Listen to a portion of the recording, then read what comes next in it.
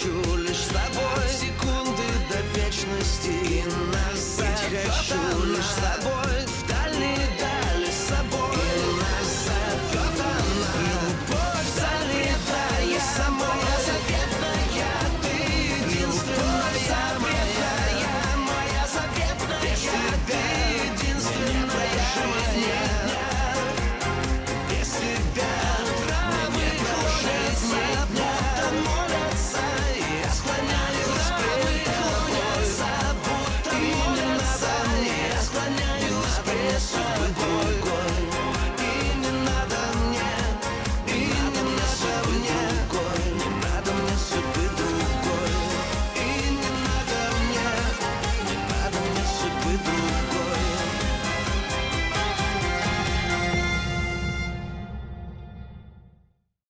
السلطان بيقرر يعمل عرس آيغول وألتان بأسرع وقت.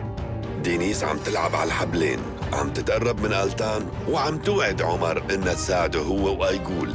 فيودور بيبيعوه كخادم لبيت باشكورت، وهنيك بيلتقى برومان يلي بيعترف لفيودور إنه الطفلة بنته، وهذا الشي بينقذ حياة رومان. زليخة بتسمع بتحضيرات عرس آيغول وألتان، لهيك بتنوي تروح على القصر. ساروكا وكوليشوف خايفين على حياة سليمان وبيقنعوها تغير رأيها.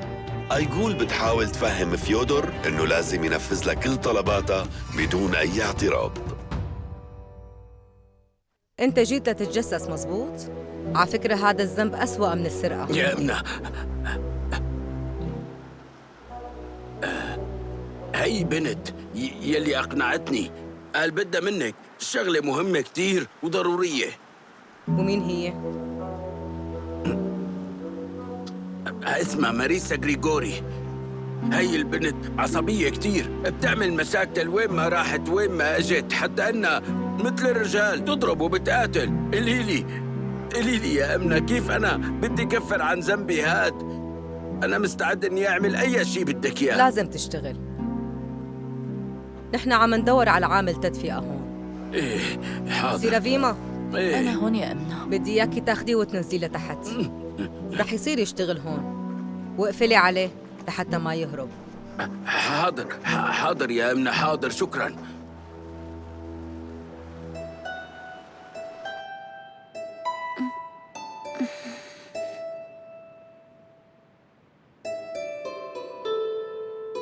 شو رايح؟ لسه بكير؟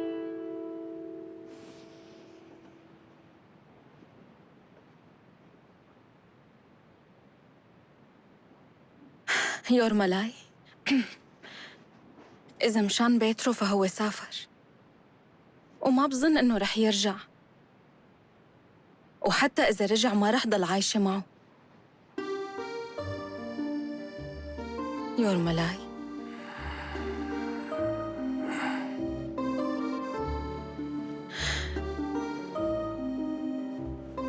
وعدني ما عاد تتركني أبداً، لأنه ما ضل لي غيرك.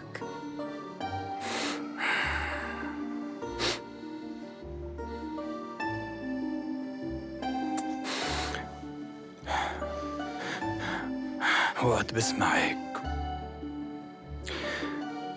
بفهمك، بس قلبي بيمنعني. أنت بس افتح قلبك وما تضل تعذبه بإيدك. يورمالاي، أنا بقتل حالي إذا بتبعد.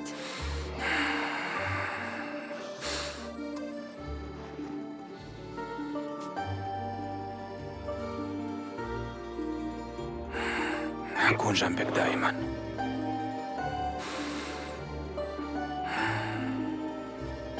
بأي غرفة ماريسا؟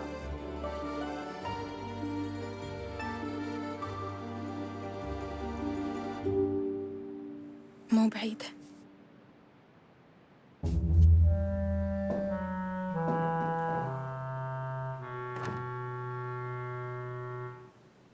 فيني فوت؟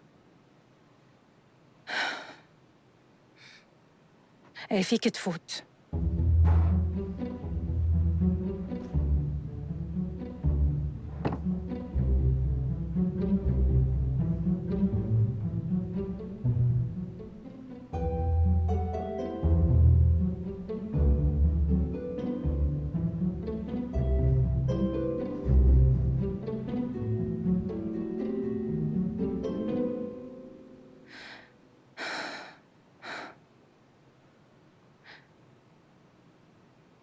هي لفيودر. لقيتها هون بالمستودع. إذا بتعرف شو جابها لهون قلي.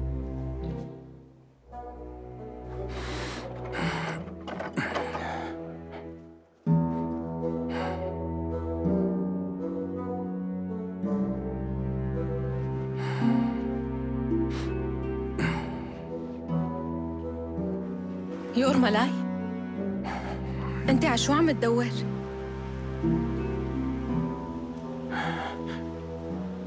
شو في بالمستودع؟ ها؟ نعم، ما في أي شيء، بس أغراضنا. أغراضكن؟ إيه، أغراضنا. ليديا، نعم. عم يقولوا إنه مو أغراضكن. في إشاعات إنه هدول مو أغراضكن. افتحي بدي أشوفهم. يلا افتحي. يور ملاي، شو اللي عم تحكيه؟ اللي جوا شوية أغراض أمانة لناس بيطلبوا منا نحطهم هون. طيب رح أفتح، استنى شوي. هذا هو، ثانية.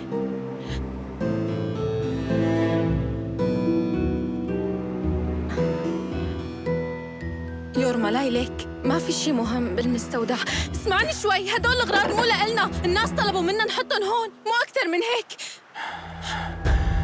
شو معنات هذا الحكي ونحن من الصبح للمساء عم نلاحق المهربين وهن عندك بالفندق عاملتي له الملجأ؟ ايه بس هدول مو لإلنا. وقف. ممكن تقولوا لي شو اللي عم يصير؟ شايف؟ شو هالأغراض هدول؟ بس ليديا ايفانيفنا معها حق، هدول مو لإلها. وانت شو عرفك؟ أنا يلي بعرف.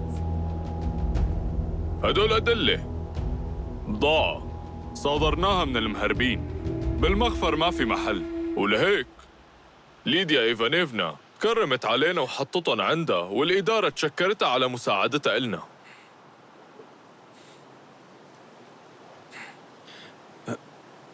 طيب وليش ما قلتي هيك من الأول؟ مفهوم. الأمر سري. سري كتير. شكرا. شو كل هاد؟ أنا ما بعرف كمان. انتي بتعرفي شو عقوبة مثل هيك شغلة؟ بترجاك حضرة الضابط، هلأ بحكي لك كل شي. مع السلامة. شكراً لك. بصراحة ليديا، ايه، أنا بعتقد إني بستاهل منك أكتر من شكراً. ايه مزبوط، معك حق. منفوت هلأ بعمل الفطور ومناكل سوا. سكري المستودع.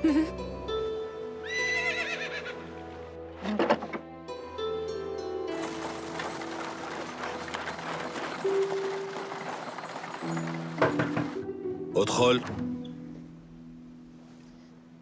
ما معطلك شي؟ لا تفضلي، بشو بقدر اخدمك؟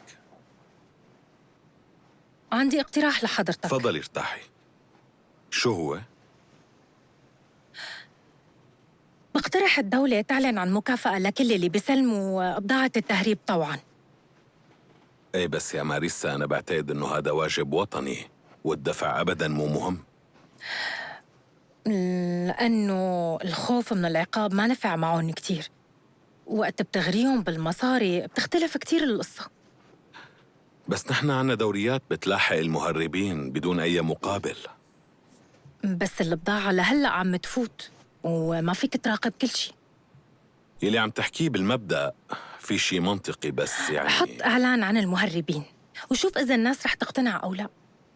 تمام، منفكر. شكرا لك. باغدان كوزميتش، أنا نعم تفضلي. بعتذر إذا أولغا سيفيليفنا. ماريسا لا تروحي لو سمحتي، أنت كمان لازم تسمعي شو عندي. أنا بعتقد إنه فيه دور زعيم الحرس مو متخبي، بظن هو مخطوف لأنه كان يلاحق المهربين. ما عم أقول إنه هن قتلوه، ممكن يكون عايش، بس وارد كتير هيك احتمال. ونحن اخذين هالاحتمال بعين الاعتبار، بس شكرا لأنك نبهتينا. لو سمحتي بدي أحكي معك. طيب شكراً إلك. مع السلامة.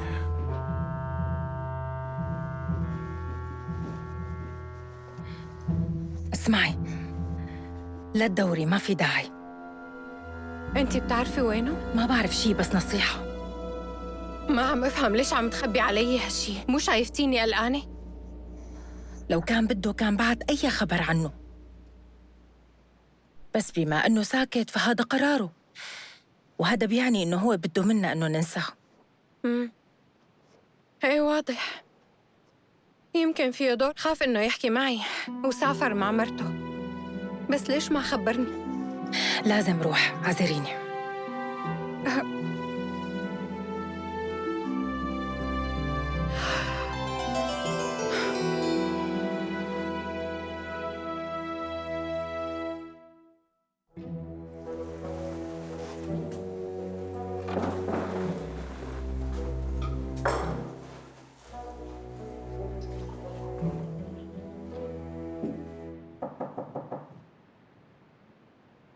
تفضل. مرحبا ماريسا. أنا كنت قاعد بالساحة عم بستنى لترجعي لهون.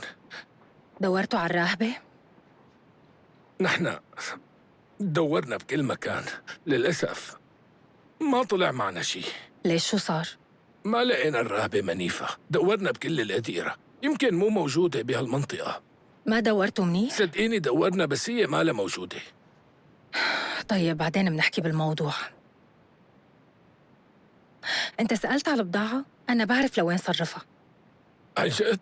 هذا خبر منيح. ماريسا غريغوفنا وين رح أصرفها؟ في شرة ولا شو؟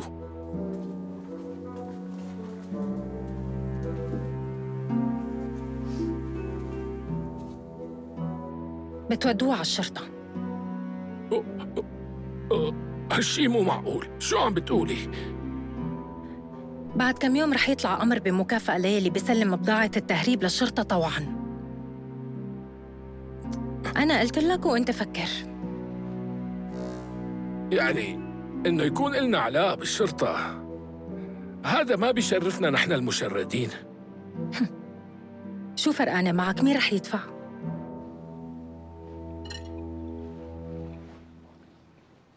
شكراً. ليديا إيفانيفنا؟ نعم. سألتيني بخصوص الشغيل يلي كان عندك. كنتي بدك تاخدي رأيي شو بدك تعملي معه. قصدك عن نيلما؟ ايه؟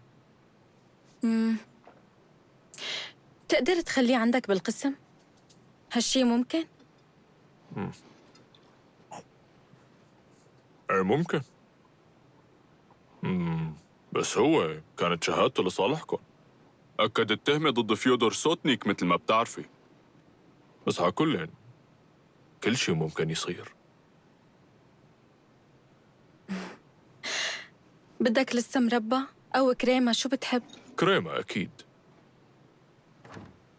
يا خانم، الشرطة عم تفتح المستودع. الشرطة؟ ما في شو غيره. يلي جابهم؟ فيشينيفسكي. فيشينيفسكي؟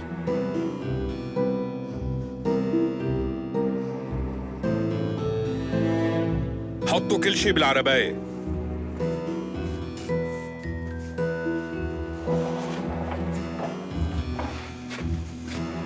عشو عم تتطلع؟ لو الشغلة بترجع لي كنت حطيتك بالسجن بدل ما أعطيك هالمصاري. طيب خدن. بتشكرك حضرة الضابط. انتو بس امرونا ونحن بالخدمة. يلا نقلع.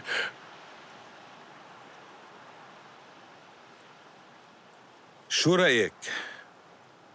بيقلي لقيناه بالمستودع. يا حضرة الضابط أنا مالي علاقة. هذا بيترو زوجي، جابن وما قال لي شو هالغراض، وأنا ما سألته عنهم. ميخائيل إيفانوفيتش. حاضر. معقول ما بتعرف عن المستودع والبضاعة المهربة؟ ايه صحيح، أنا كان عندي شك، بس كان بدي أتأكد من كل شيء بالأول قبل ما أخبر حضرتك عن يلي أنا شاكك فيه. بعد إذنك ليديا، باغدان كوزميتش، بدي أقول لك شغلة. اسمعني شوي. صاحبة الفندق ما قال ذنب بشي، انت شايف حالتها والوضع اللي فيه بعد موت امها. عن جد؟ بدك يعني يتساهل معه؟ مو قصدي بنو، بس هي الحقيقة. المذنب الخادم اللي بيشتغل هون هاد يلي اسمه نيل، وهو عنا بالزنزانة. هو ورا كل شي، وهو يلي كان يساعد اللي اسمه بيترو، وبيترو هو زوجة للست ليديا. بيترو ونيل عصابة إجرامية. اسمح لي سيد باغدان، ليديا إيفانيفنا. نعم. قولي لي، هذا شغيلكم اللي اسمه نيل، انت كنتي تشكي بتصرفاته؟ بتتذكري وقت اشتكيتي وقلتي انك شاكة بانه يكون مجرم؟ ايه، هالشي صحيح. شوفي، بدنا نتشكرك على المصاري اللي اجتنا عن طريقك. وهي حصتك ما بدي خليها معك. مشكورة. شو ما لقيتوا الراهبة لهلأ؟ ما ضل دير ما دورنا فيه وما لقيناها. بركي ما لهون، يمكن انتقلت. بجوز تكون بمنطقة تانية. شكله ما في فايدة منكم أبداً. بس نحن بنعرف نعمل كتير شغلات، انت اطلبي وتمني.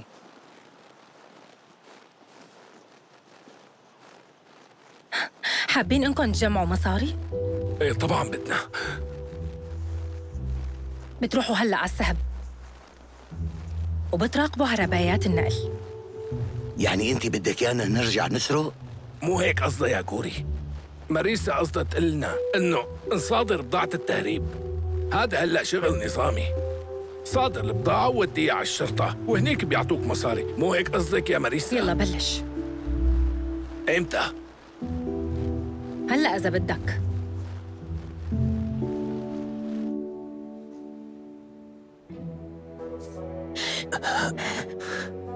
وينو نيل؟ احكي. أخذته الشرطة، ما شفتن؟ صار لهم ساعة عم يفتشوا. يمكن هو يلي خبر عني. هو ما بيعملها. حارس الحدود اللي خبر عنكم. لا، مستحيل يكون هو. هو فتش المستودع، أنا شفته بعيني. أنا قلت له إنه هالأغراض لناس هو ما دخله.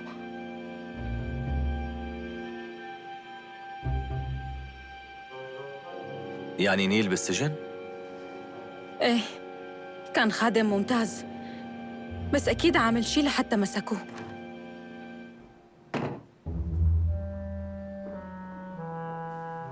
ومين هي؟ هاي بتكون أخته لفيودور، نفس الشخص يلي قتل أمي. هي أخت الزعيم؟ كل المصايب بسببها. اسمعني شوي، إذا بتتخلص منها بدفع لك شو ما بدك. لا، بالأول لازم حل موضوع نيل. استنى، إذا هي سافرت ما رح أقدر لاقيها مرة تانية. معناها أخرية. لاقي لك شي طريقة.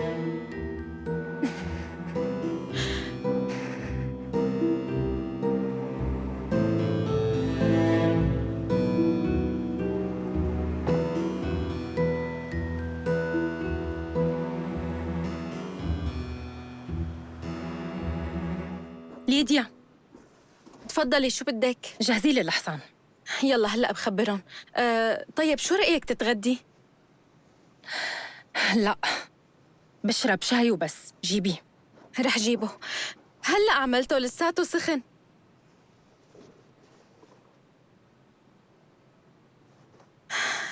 ليك، روح وديها للأنسة وخبروني جهزوا لها الحصان بسرعة.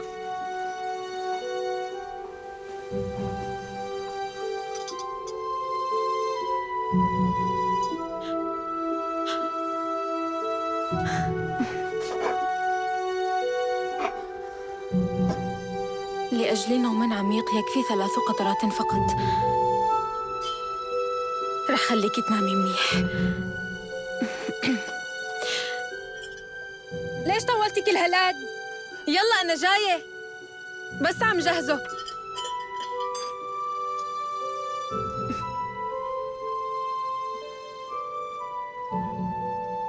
هذا هو الشاي. صحتين وهنا.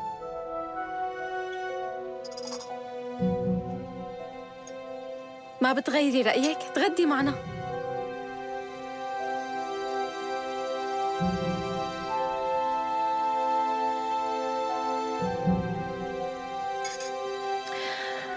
بس ارجع هلأ رايحة.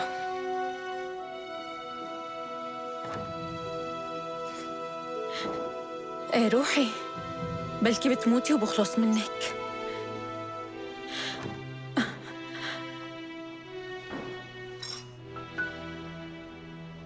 خد هذا الشاي وكبه.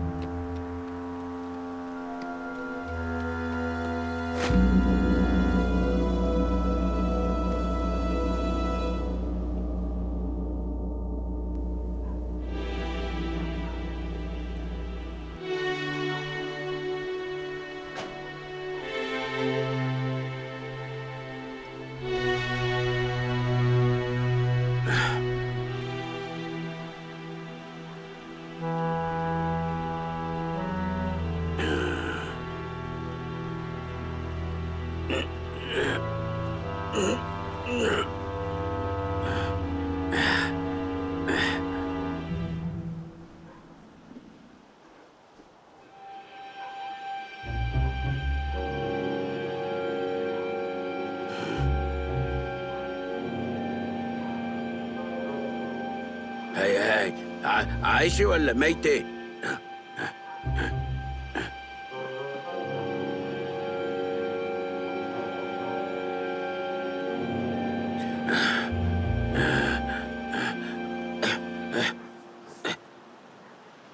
هاي ما عم تتنفس.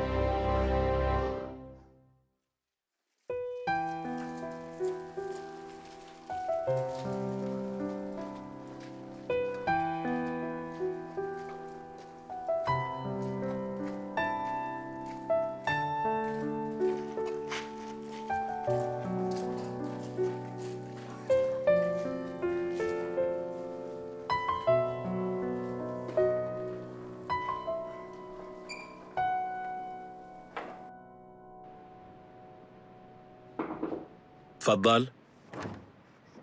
ممكن؟ أولغا سيفيليفنا. مساء الخير باغدان كوزميتش. بشو بخدمك؟ أنا قطعتك عن شغلك؟ لا أبداً، تفضلي.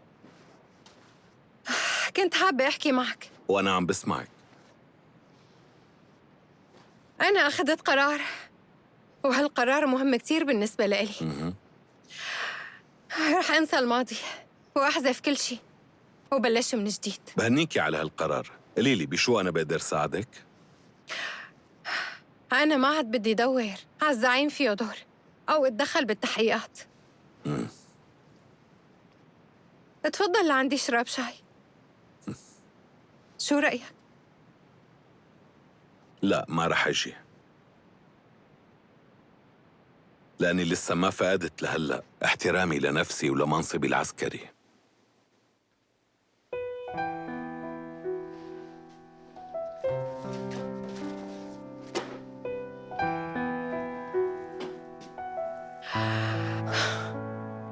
أنا حتى ما كنت متخيل إني رح أقدر حب مرة مو منيحة مثلك. عفواً، شو قلت حضرتك؟ باغدان كوزميتش. أولغا سيفيليفنا. قطعتكن شي؟ لا، أنا كنت رح روح.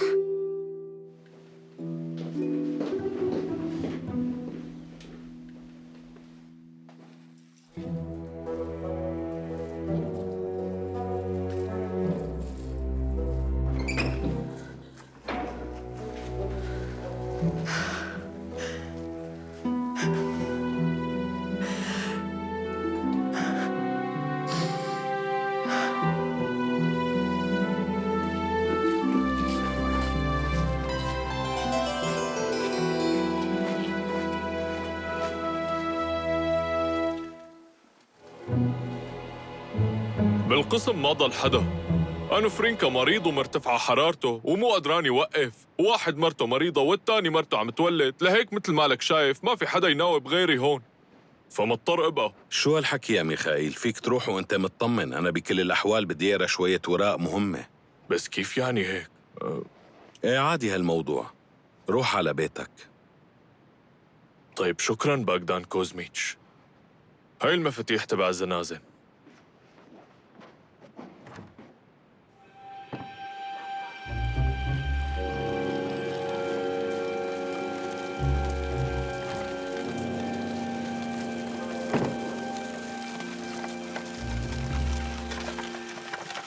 وقف! امشي.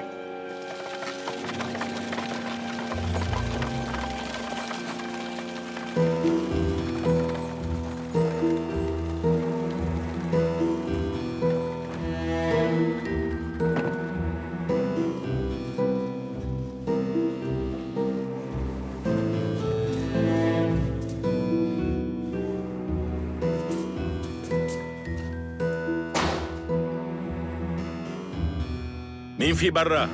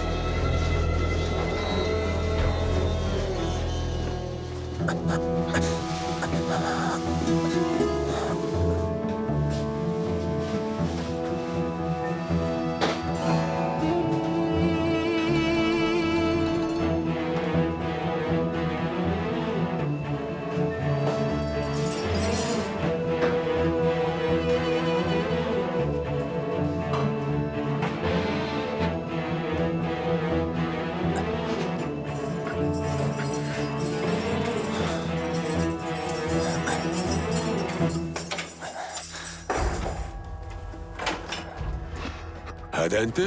يلا قوم، بدك تطلع معي. لوين؟ لازم نطلع من هون بسرعة. ما بدي، ليديا إيفانيفنا رح تطالعني، هي لسه ما سمحت لي. ليديا تبعك ما رح تساعدك، عايشة حياتها مع حارس الحدود، وطلبت من الضابط يخليك بالسجن. الشرطة أخذت بضاعتنا من المستودع. ليديا باعتك وكلك على بعضك أصلاً ما بتهمها. هالشي مستحيل. لازم نروح بسرعة. أنا هلأ ضربته للشرطي سكين، لهيك ما عاد في طريق للرجعة. لازم نروح ونحمي حالنا منيح. يلا.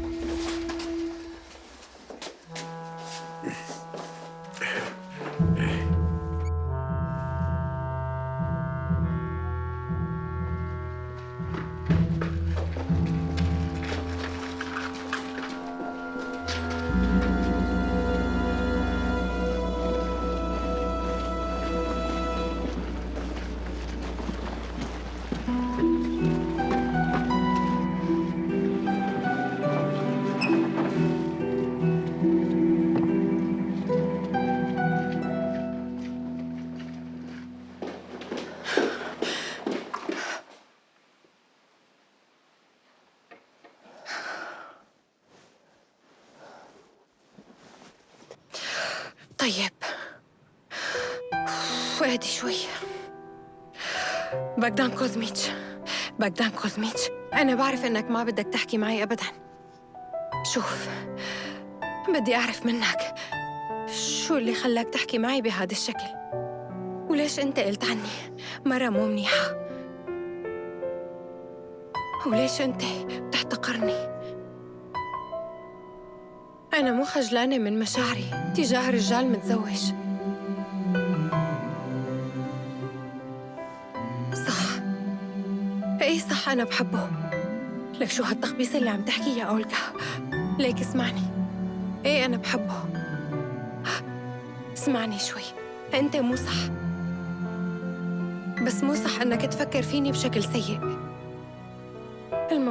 الموضوع فيه سوء تفاهم. يا ريت تعطيني شوية وقت.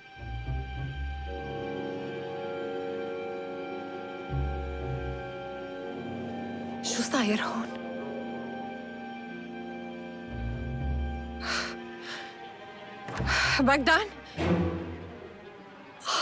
باغدان كوزميتش، شو صاير؟ باغدان كوزميتش، ساعدوني، حدا يساعدني، ما في حدا هون يساعدني.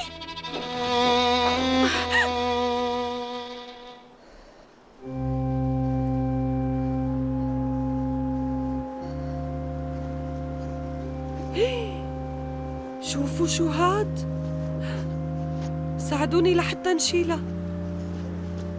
هي البنت شو جابها لهون؟ لساتها عايشة؟ ايه كأنها عايشة. نشكر الله انها لساتها عم تتنفس. لازم ناخذها لعند الأم منيفة وبسرعة.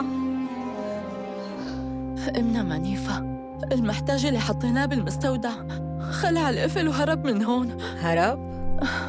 والأهم من هيك هذا المذنب سرق تمثال العذراء النحاس القديم يلي كان هون، يلي كنا حاطينه عنا لحتى نصلحه. هذا مو خايف من جهنم. امنا منيفة لحقينا. شوفي، لو بتعرفي نحن شو لقينا برا. شوفي شو لقيته. شو ها؟ عمالي شوي شوي. ساعدوني لحتى على التخت. على مهلكن، انتبهوا شوي شوي. شوي شوي. ايه ارفعوه على مخده. ساعدوني، يلا شوي شوي. منيح هيك.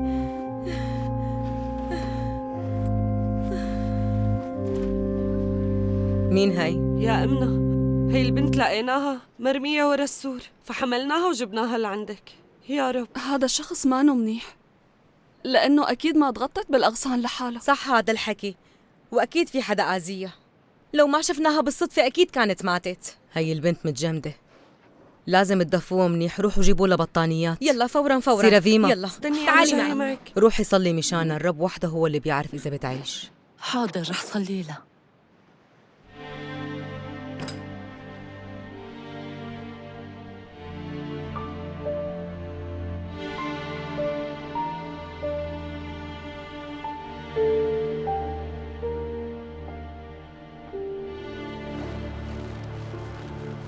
كيف وضعه دكتور؟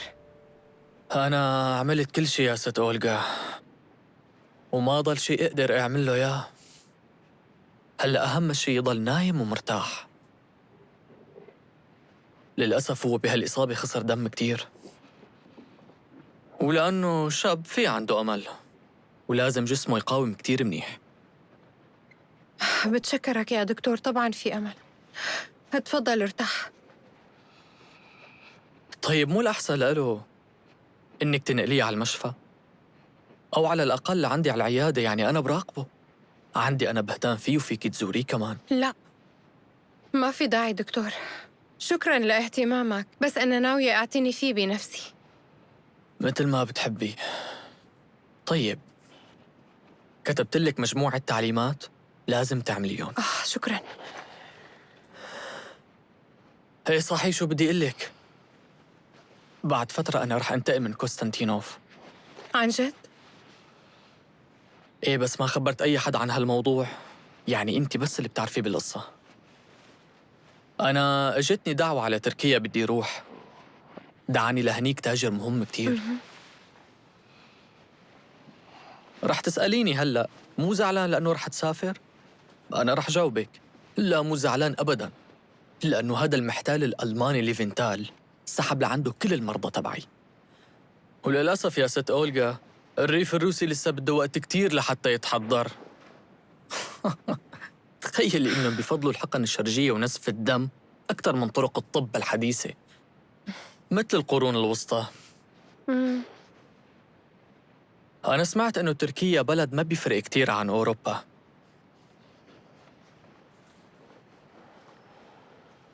شو رأيك أنت يا ست أولغا؟ دكتور مثلي ممكن يكون ناجح إذا كفى هنيك مسيرته؟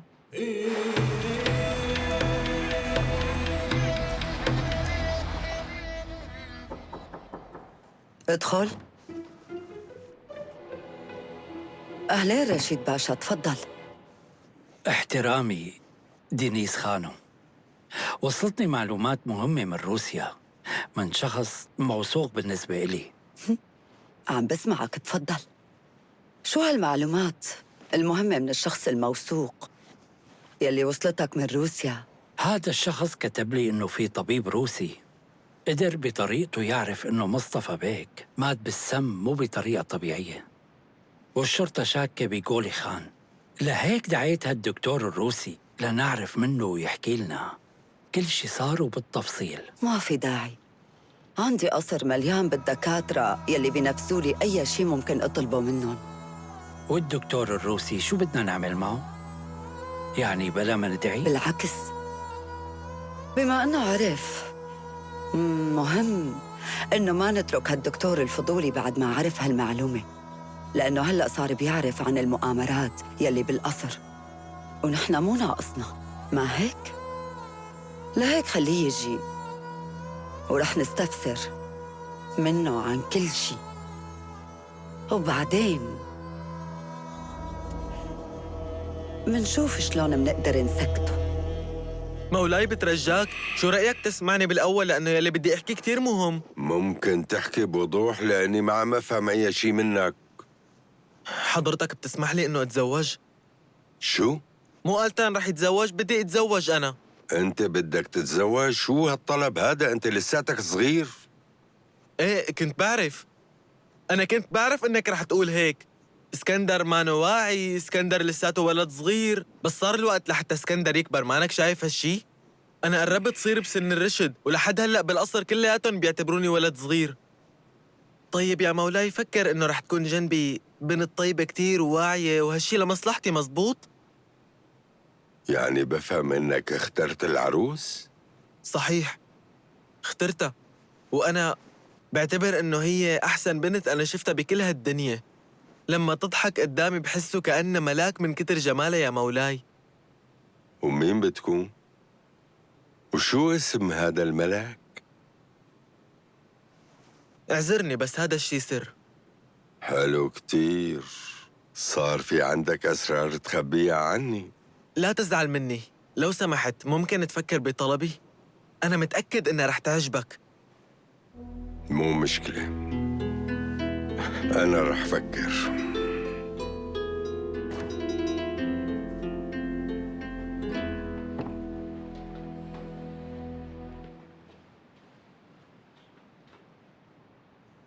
أنا جيت لعندك لأني بحاجة لنصيحة من أختي.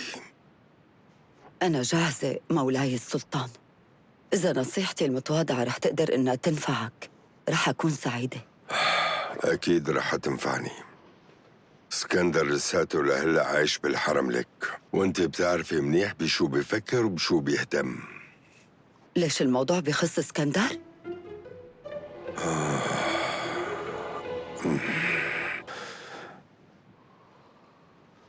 زري شو طلب؟ قال بده يتزوج مثله ومثل ألتان. ايه وانا كمان انصدمت. ما تخيلت يطلب هيك طلب، حتى ما قال لي مين بده يتزوج. أنت ما بتعرف؟ معقول؟ ومشان هيك أنت معصب؟ لا مو هيك، أنا ما بعصب من ابني. بعدين شو الفايدة إذا عصب؟ هو إجا لعندي وطلب مني كتير، وحتى أصر إنه يقنعني وصار يترجاني مشان وافق، حتى إني شفقت عليه. لا تزعل مولاي السلطان، ما بعتقد اسكندر عم يحكي بشكل جدي بالموضوع. هذا هو رأيك؟ ايه أكيد. الولد المسكين كتير حابب إنه يصير راشد ويتزوج، وهالشي بيأكد لنا إنه لسه في جواته ولد صغير. وعلى طول أنا كنت أقول لك هذا الكلام. أنا شايف إني تصرفت بحكمة لما جيت أخذ النصيحة منك. أنا هلأ ارتحت، وكمان رح تكون مبسوط أكتر بكتير لما اسكندر يشيل من راسه مثل هاي الأفكار السخيفة عن الزواج. اسمع كلامي مولاي، وبكرة رح تشوف. نعم يا بيك.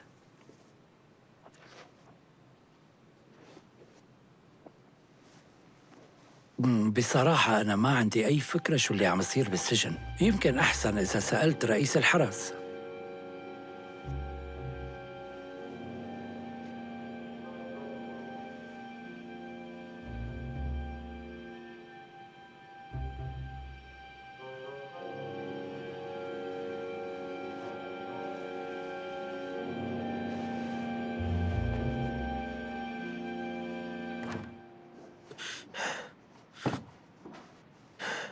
اسكندر ابني، أنت سامعني؟ ايه ماما، أنا عم بسمعك. شو في؟ احكي. اقعد، أنا بدي أحكي معك بموضوع ضروري.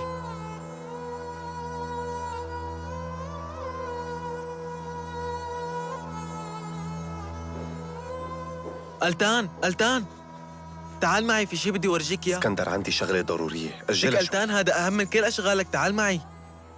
طيب ماشي، خلينا نشوف.